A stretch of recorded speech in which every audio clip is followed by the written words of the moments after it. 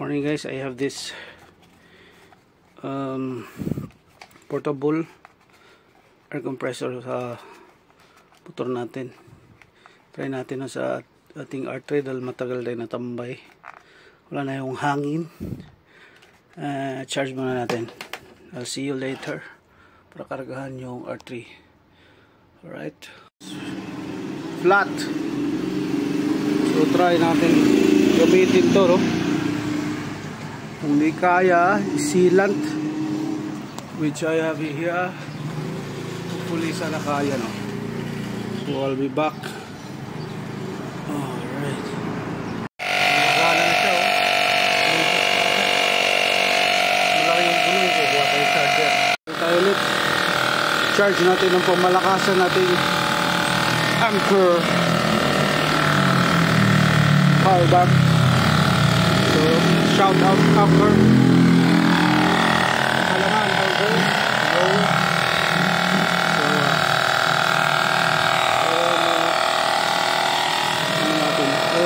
malaki yung yun.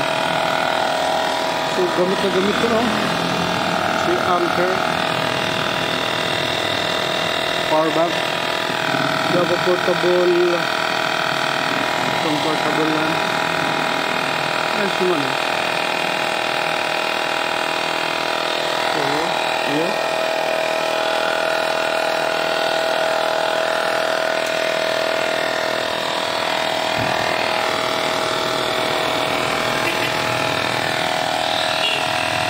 Susunurin niya, oh. Nawala na yung gap.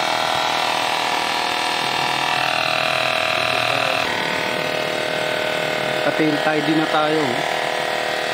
Tail tidy. Aquaphobic. Yan na, 36.5. Nice. Kaya, no? Kaya. Bili na kayo, no? Si Shopee at saka Lazada meron yan. Gamit na gamit sa mga long rides natin. Front, lagyan din natin. Lagyan din natin yung harap, 16 bars na lang.